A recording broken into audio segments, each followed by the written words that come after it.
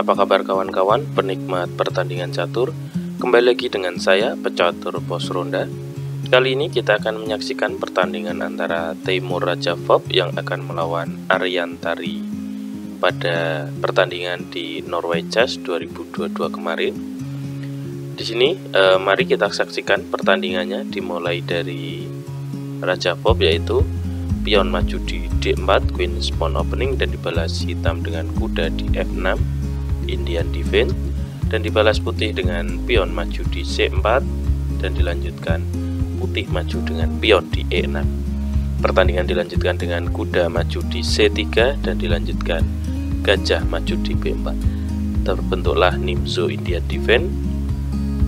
Di sini pin diantisipasi putih dengan pion maju di E3, persiapan untuk fianchetto gajah, dan dilanjutkan dengan hitam melakukan rokade pendek di langkah keempat. Pertandingan dilanjutkan dengan putih melakukan fianchetto gajah di G2 dan dilanjutkan pion maju di D5 mengacak pertukaran, dan di sini putih menjawabnya dengan kuda maju di F3 mengorbankan pion, dan di sini hitam makan pion di C4 dan dilanjutkan putih melakukan rokade pendek.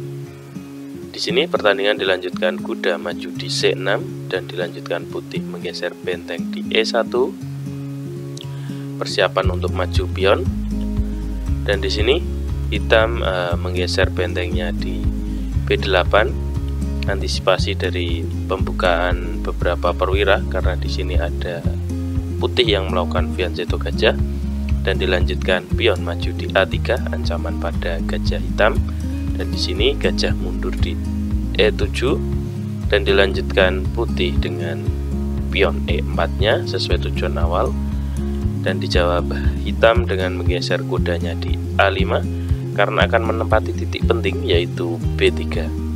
Maka di sini putih menjawabnya dengan gajah maju di F4 dan dilanjutkan hitam pion maju di B5. Pertandingan dilanjutkan dengan menteri geser di C2 dan dilanjutkan hitam menggeser pion di H6 sekaligus mengamankan titik penting yaitu G5 karena putih sudah mengarah ke arah sayap kanan pertahanan hitam. Maka pertandingan dilanjutkan dengan benteng geser di C1 dan D1 dan dilanjutkan kuda geser di B3 sesuai langkah di awal tadi, memang mau menempati titik penting yaitu di B3 dan dilanjutkan pion maju di H3 mengamankan titik penting juga yaitu di G4 dari kuda hitam, dan dilanjutkan pion maju di A6. Pertandingan dilanjutkan pion maju di D5 mengacak pertukaran, dan di sini diterima dengan hitam dan dimakan kembali dengan kuda di D5 mengacak pertukaran dan diterima oleh hitam dan dimakan dengan benteng dan ancaman pada menteri hitam. Di sini menteri menghindar di E8. Pertandingan dilanjutkan dengan gajah memakan pion di C7 sekaligus ancaman pada benteng hitam, dan di sini benteng menghindar di B7 sekaligus ancaman pada menteri putih, gajah putih, dan dilanjutkan gajah mundur di F4 dan dilanjutkan gajah geser di E6 sekaligus ancaman pada benteng putih.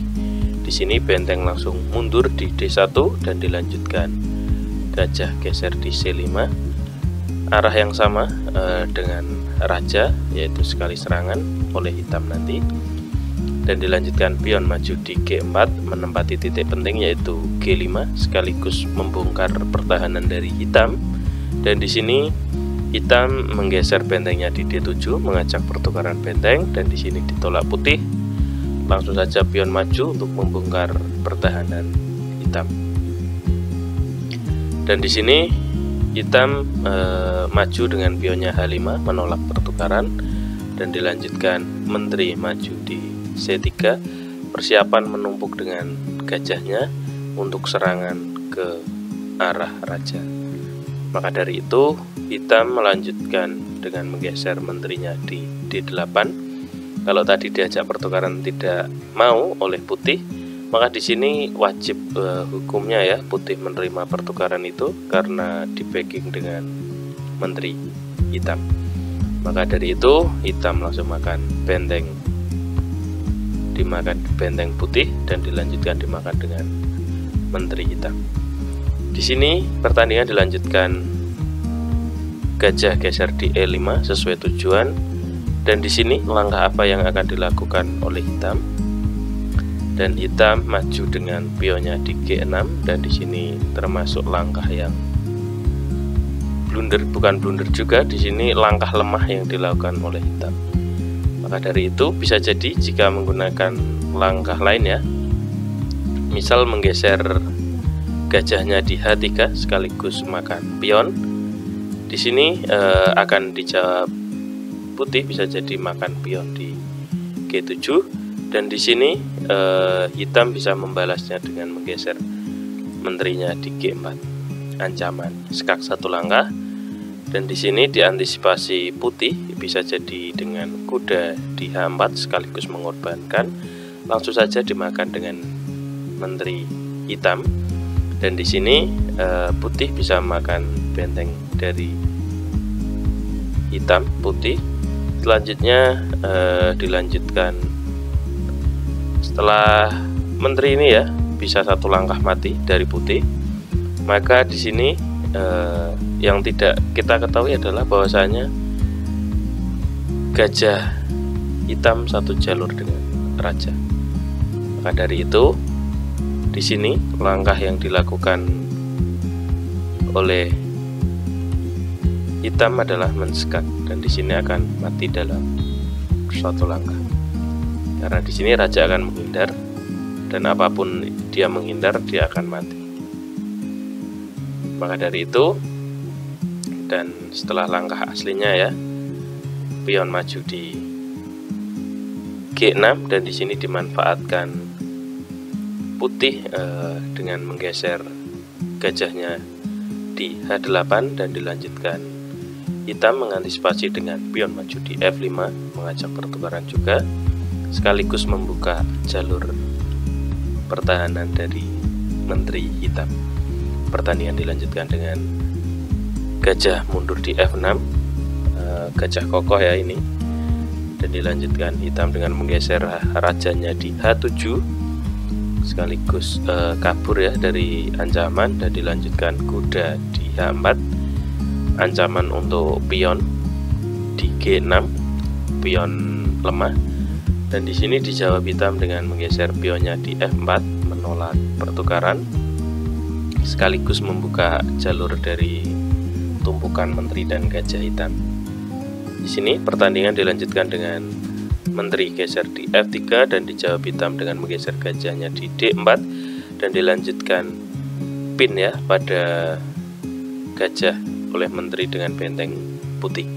Pertandingan dilanjutkan menteri geser di A7 sekaligus ancaman untuk pion di F2, dan dilanjutkan menteri makan pion di F4. Pertandingan dilanjutkan hitam menggeser bentengnya di F7, dan dilanjutkan pion maju di E5. Di sini pertandingan dilanjutkan hitam dengan D7, membuka akses ketika nanti terjadi skak, sekaligus akan menjadi benteng gratis. Maka dari itu dijawab putih dengan menggeser rajanya di H1, dan dilanjutkan pion dimakan gajah di B2, dan di sini benteng putih ditempatkan di titik D6, tidak mengajak pertukaran karena nanti akan ada pion liar yang bisa jadi perwira. Maka dari itu di sini hitam melanjutkan dengan kuda geser di C5, dan dijawab putih dengan menggeser gajah di E4, dan di sini terlihat jelas ancaman pada pion hitam.